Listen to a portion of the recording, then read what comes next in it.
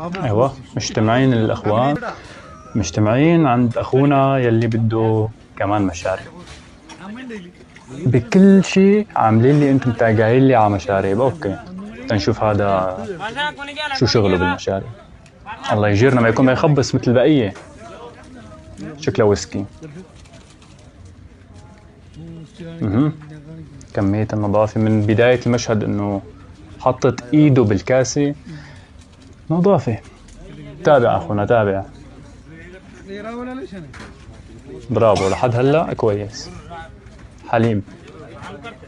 اوه بعده شكله في شي. لا ذكرني بشغلة، والله هالمشهد ذكرني بشغلة. لا يروح ظنكم لبعيد، والله لا يروح ظنكم لبعيد، بس ذكرني انا بشغلة. يلي ذكرون بشغلة لا يروح ظنكم لبعيد.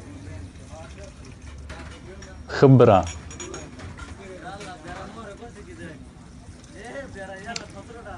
نعم على فكرة خلى ظني هلا يروح لبعيد. هالحركة من وين متعلمة يا ترى؟ ما رح احكي، بس كمان ما يروح ظنكم لبعيد. هلا انه يطرطش الدنيا عادي، المهم المشهد يكون هيك رايق. برافو عليك. اذا الثلج ما انحط بالايد ابدا ما بتطلع له طعمه، وما بيكون بارد بيكون ساخن، لازم يحطه بايده. برافو عليك يا بطل. تابع، نحن كلنا ضدك. تابع.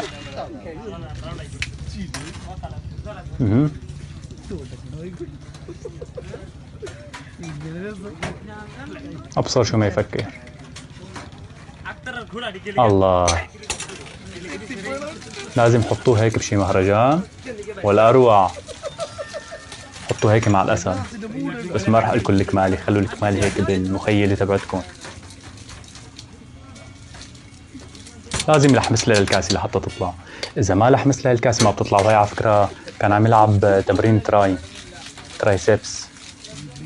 يلا هسه تمرين الباي والمعده 6 باك بيطلع معه خالص، بيطلع معضل. ركزوا معي، اللحمسه للكاسه مشان تطلع الكاسه اللي فوقها ضروريه بامتياز، مشان الطعمه. تابع تابع، احنا كلنا ضدك. تفضل تابع. هذا عم بيدوقها. عجبته؟ على فكرة كشر شوي بس بعده الكاميرا عنه. الله عليك. الله، ما حدا ينظر يا شباب.